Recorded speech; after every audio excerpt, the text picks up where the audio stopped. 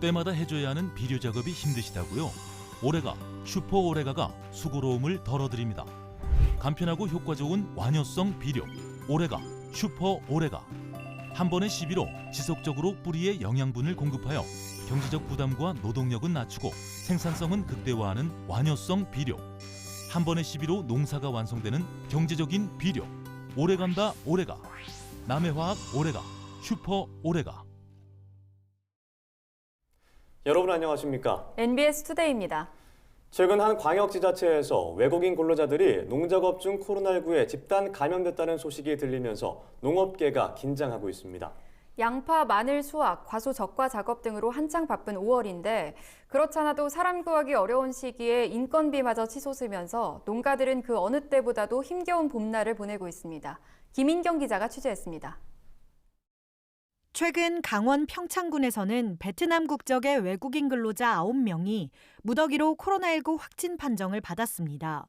지난달 확진된 40대 남성과 함께 배추 정식 작업을 한 이들이 한꺼번에 코로나19에 감염된 겁니다. 다음 달 배추 수확과 출하, 후작 정식 작업을 앞둔 강원 지역에는 비상이 걸렸습니다. 외국인 근로자에게 의존할 수밖에 없는 상황에서 일손을 구하는 것 자체가 어려워졌기 때문입니다. 여기 숙소가 있었는데 그 양반들이 와서 단체로 생활했죠. 같이 집단 생활하다 보니까 코로나에 같이 걸린 거지 이게. 내국인은 그렇게 많지 않죠. 있어봐야 연세 드신 분들이죠. 이 같은 소식이 전해지면서 수확 작업이 한창이거나 수확을 코앞에 둔 남부지방 마늘 양파 농가들은 발등에 불이 떨어졌습니다. 제주도는 최근 인력지원센터와 직업소개소, 해병대 등을 총동원해 연인원 4만 7천여 명을 마늘 수확 작업에 투입한다고 밝혔습니다.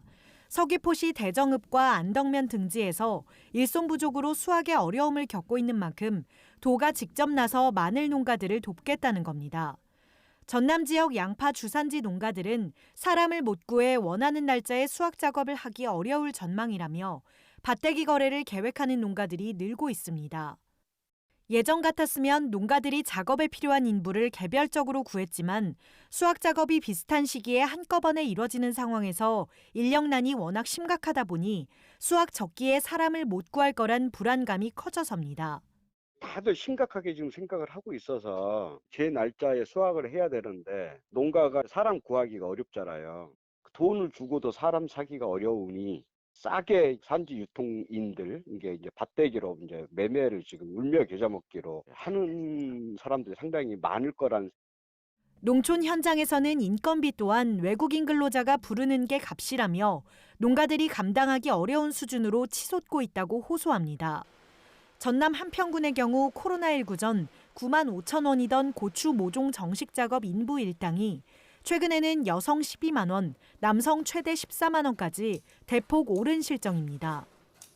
외국인들이 A 인력사무소는 얼마 준다, B 인력사무소는 얼마 준다, 이걸 다 알아갖고 이 사람들이 적게 주는 데는 가지 말자 이제 이렇게 얘기가 돼서 이거를 수확을 해서 팔아봐야 큰 돈이 안 된다. 우리도 돈을 여러분들한테 많이 주고 싶지만은 못 주는 것이 바로 그런 것이고.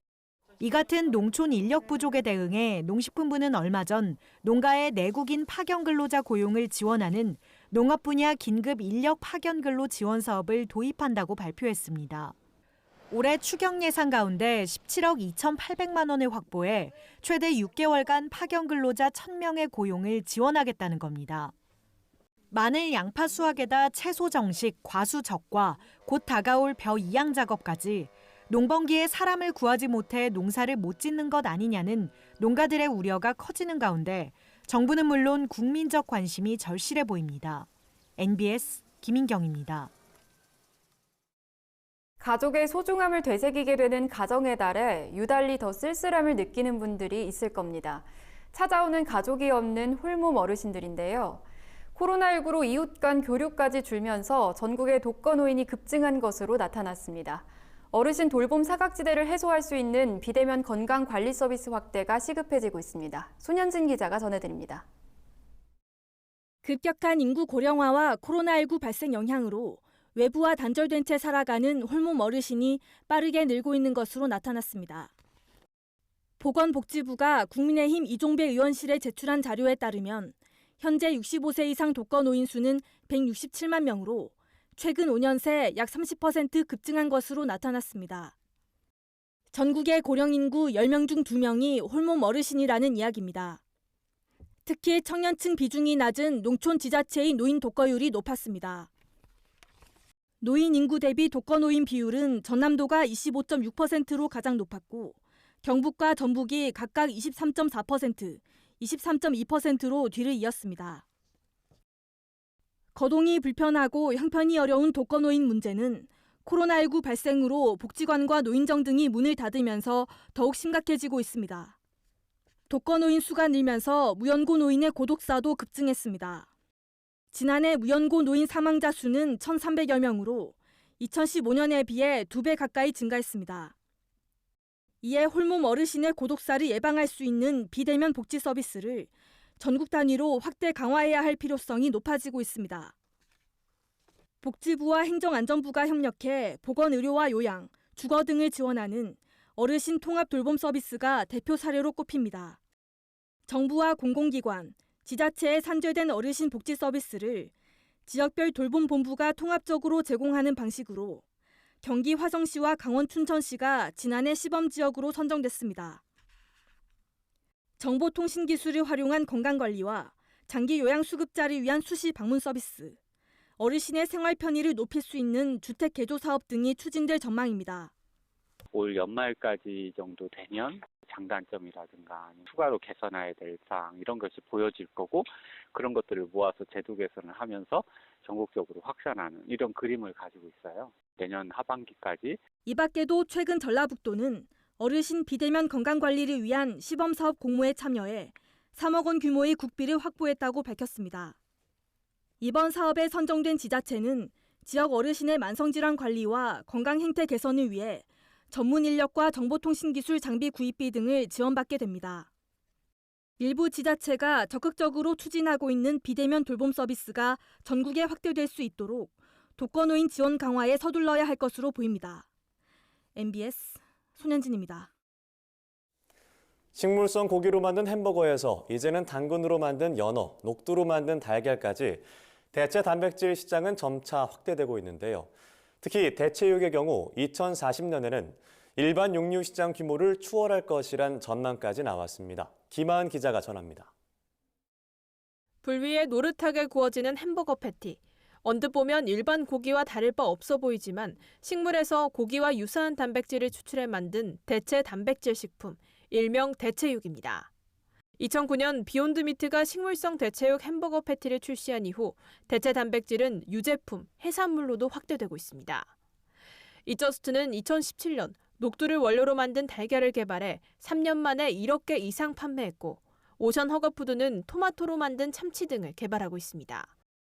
코로나19 이후 건강, 환경, 동물 복지 등 사회 환경 부분의 지속 가능성에 대한 관심이 높아지면서 앞으로 대체 단백질 시장은 더 확대될 거란 전망이 나왔습니다. 한국무역협회 국제무역통상연구원이 최근 발표한 대체 단백질 식품 트렌드와 시사점에 따르면 대체 단백질 식품 시장은 2035년 약 3천억 달러, 우리 돈으로 약 330조 원 규모로 성장할 것으로 기대됩니다. 특히 대체육의 경우 2030년엔 전 세계 육류 시장의 30%를, 2040년엔 60% 이상을 차지해 기존 일반 육류 시장 규모를 추월할 것으로 무역협회는 전망했습니다. 무역협회는 보고서를 통해 단백질을 재배, 사육하는 시대에서 추출, 발효, 배양하는 시대로 전환되고 있다며 대체 단백질 식품군 확대, 동물세포 배양 방식 상용화, 기업 간 기술 협력 확대, 중국 시장 공략 대두 등 4가지를 주요 트렌드로 꼽았습니다. 특히 대체 단백질의 생산 비용 절감과 중국 시장의 수요 증대가 대체 단백질 식품 시장의 촉매제로 작용할 것이라고 내다봤습니다. 특히 배양육의 경우 생산 비용이 하락할 경우에 굉장히 큰 확장성이 있기 때문에 주목을 할 필요가 있다는 취지로 중국 시장의 경우에는 육류 소비 생산에서 가장 좀 큰 부분을 차지하는 시장이고 대체육으로 대체될 경우에는 큰 시장 기회가 있기 때문에 전문가들은 대체 식품 시장이 지속적으로 성장할 것으로 예상된다며 대체 단백질 기술 연구 개발에 대한 정부 차원의 지원이 확대될 필요가 있다고 설명했습니다. 또 농산물 등 식물성 원료를 활용한 대체 식품 수요가 늘어나면 우리 농산물의 판로 확보에도 도움이 될 것으로 기대된다고 덧붙였습니다. 탄소 배출권 문제라든지 여러 가지 문제들이 얽혀 있다 보니 시장은 말씀하신 것처럼 커질 수밖에 없을 것 같아요. 농업과 식품업계가 같이 연동해서 할 수 있는 여지는 충분히 있죠. 적합한 품종 개발이라든지 농업, 농산물 생산 연결돼가지고. 한편 향후 대체육 시장과 기존 육류 시장이 경쟁 구도를 형성하면 국내 축산업계 입지는 점차 줄어들 수밖에 없다는 우려 섞인 목소리도 나오고 있습니다. MBS 김하은입니다. 만성적인 지하수 부족에 시달렸던 시설 농업 지역에 안정적인 용수 공급이 가능해질 전망입니다.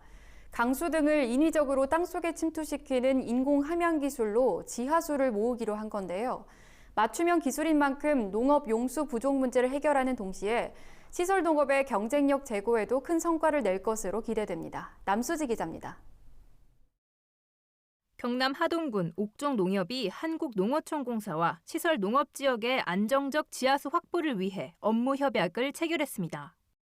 이에 따라 만성적으로 지하수 부족에 시달렸던 경남 하동군 북방리 시설 농업지역에 맞춤형 기술 개발이 본격화됩니다.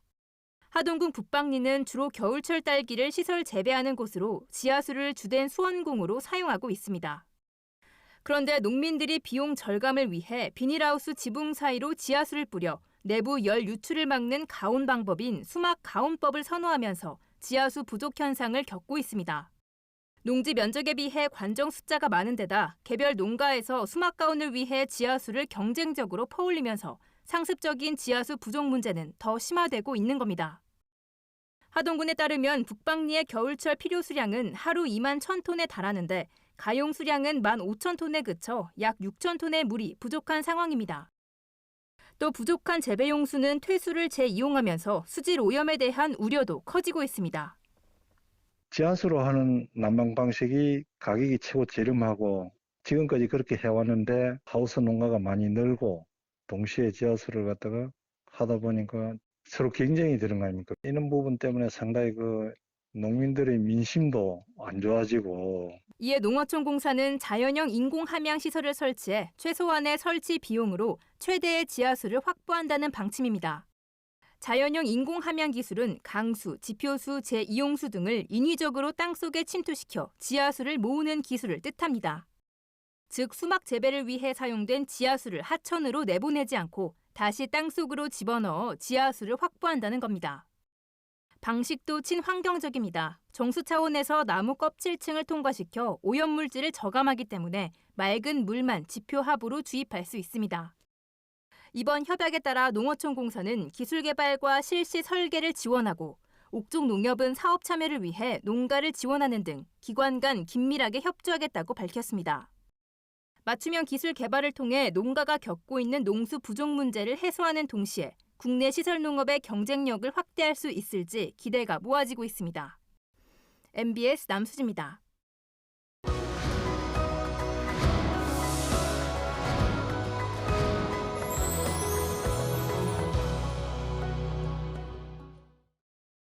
농촌 인구 감소와 고령화 여파로 농촌의 노동력은 나날이 줄어들고 있습니다. 이를 해결하기 위해선 청년 농업인이 안정적으로 귀농귀촌하기 위한 지원이 필요할 텐데요. 젊은 농촌을 만들기 위해 마을 주민들이 합심해 일자리와 거주지, 교육 환경 등을 만들어가는 마을이 있습니다. 충청남도 홍성군의 오누이 마을인데요. 김진희 기자가 전해드립니다. 충청남도 홍성군 오누이 마을. 이 마을의 특산물은 오디와 누에 냉이인데요.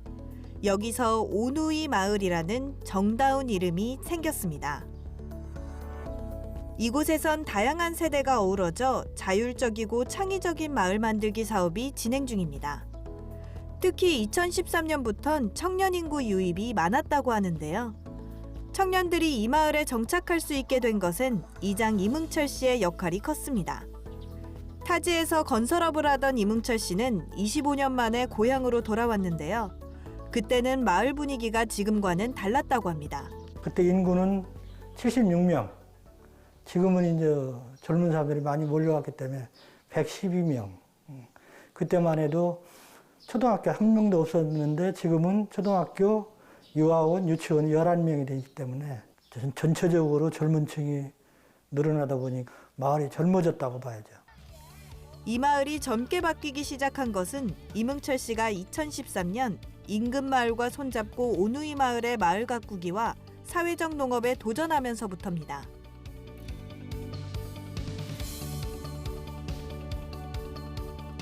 이 고택이 이뭉철 씨의 선조가 대대로 살던 집입니다. 그러나 지금은 오누이 마을의 기증에 마을 사업에 필요한 예절교육관으로 사용 중입니다.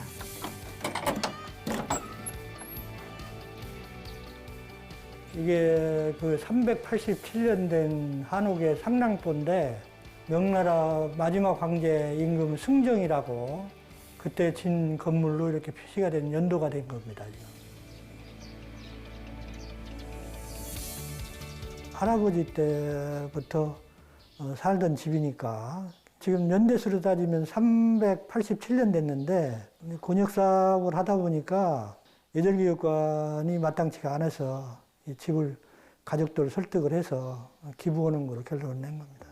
이 마을에는 귀농 청년들로 구성된 젊은 협업 농장이 있는데요. 이뭉철 씨가 농지가 없는 젊은이들이 이곳에 정착할 수 있게 땅을 대여해 준 것이 그 시작이었습니다. 여기서 이제 일을 계속 하면서 보니까 젊은 사람들이 계속 또 들어오고 그다음에 이장님도 계속 신경 써주시고 그리고 지금 저는 이제 아이들이 지금 이제 딸이 셋이 있는데 아이들 반응도 좋고 2주에 한 번씩 그 전국마을학교 하는 것들을 너무 기다려진다라고 하면서 이제 학교 생활 그다음에 이제 애들 교육 문제에 대해서는 굉장히 만족하고 있습니다. 또 다른 협동조합인 행복농장은 사회적 농업을 위한 곳입니다. 이곳은 장애인들이 방문해 농사일을 체험할 수 있는데요. 이를 통해 장애인의 재활과 치료 그리고 자립을 돕고 있습니다. 특히 저희 행복농장 같은 경우에는 정신장애인들을 대상으로 직업 재활과 사회 복귀를 위한 그 농업 활동 그런 교육과 이제 고용과 그리고 또 한 가지 이제 돌봄입니다. 저희는 이제 직업 재활 관련돼서 농업 교육도 있지만 돌봄의 기능도 이제 하고 있는 농장이고. 이제 우리가 선진지 견학을 가서 열흘 동안 배워가지고 와서 여기다 정착을 시킨 거죠. 그래서 요즘에는 그쪽에서 오히려 이쪽으로 이제 오고 실습을 오고 견학도 오고 서로 교류를 하고 있는 거죠. 마을에 청년들이 늘어나자 변화도 따라왔습니다. 바로 마을 학교입니다. 오누이 마을에선 예술, 사진, 요리 등 다양한 분야의 전문가로 활동했던 귀촌인들이 마을 교사로 활동 중입니다. 여기 오누이에 계신 분들 중에서 좀 아이들의 교육이 학교의 교육만 아니라 지역과 연계돼서 하는 교육이 되었으면 좋겠다. 그리고 지역을 좀 알았으면 좋겠다. 이러면서 6개 프로그램으로 해서 그래서 지역의 장곡면의 곳곳에 아이들이 돌아보면서 지역에 있는 사람들을 만나면서 거기서 그분들의 노하우, 살아온 삶의 기술들을 배우고 그리고 같이 관계 맺고 하는 그런 활동들을 하고 있습니다. 청년 인구가 늘어나면서 거주지도 해결이 돼야 했는데요. 이 마을에서는 현재 정주환경 개선 사업으로 농촌주택을 개량하고 청년주택을 새로 짓고 있습니다. 청년들은 준비가 안 돼서 귀농을 하기 때문에 주거가 일단 없습니다. 그다음에 직장, 그다음에 교육 환경 이 세 가지가 맞아떨어져야만이 청년들이 오기 때문에 일단 귀농을 받아주는 것도 중요하지만은 그 사람이 정착할 수 있는 뒷바라지를 도와줘야 돼. 땅도 얻어주고 하우스도 정부 정책에 따라서 이렇게 보조 사업을 받게 해주고 이런 그런 게 필요하지. 귀농만 받아준다고 해서 성공하는 건 아니거든요. 젊은 사람들이 농사를 질 수 있는 여건을 만들어주는 게 제 목표입니다. 아이들의 웃음이 넘치고 청년 인재가 늘어나는 젊고 활기찬 마을. 충남 홍성 오누이 마을에서 MBS 투데이 김진입니다. 이어서 간추린 소식입니다. 유엔 식량농업기구와 농림축산식품부에 따르면 지난달 세계 식량 가격 지수는 전월보다 1.7% 상승한 120.9포인트를 기록했습니다. 이번 조사에서는 곡물과 유지류, 육류, 유제품, 설탕 등 가격 조사 대상 품목 지수가 모두 상승했습니다. 특히 설탕은 브라질의 사탕수수 수확 지연 등으로 공급이 줄어 가장 큰 폭의 상승세를 보였습니다. 한편 2020년에서 2021년 세계 곡물 생산량은 27억 6,700만 톤으로 2019년에서 2020년에 비해 2.1% 증가할 전망입니다. 같은 기간 세계 곡물 소비량은 2.7% 증가한 27억 8,270만 톤으로 추산됩니다. 충북도는 과수화상병 확산 차단을 위해 충주시에 현장 진단실을 설치하고 지원단을 파견하는 등 선제적인 대응체계 강화에 나섰습니다. 먼저 농촌진흥청 농업기술원, 시군농업기술센터가 합동으로 과수화상병 상황실을 운영하고 식물방재관으로 구성된 예찰반이 과원을 정밀하게 예찰합니다.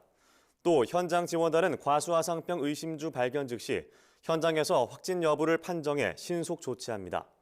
충북도 관계자는 올해는 병 발생 시기가 빨라질 것으로 예측된다며 농업인은 평소 농작 없이 소독을 철저히 하고 의심 증상 발견 즉시 신고해 줄 것을 당부했습니다.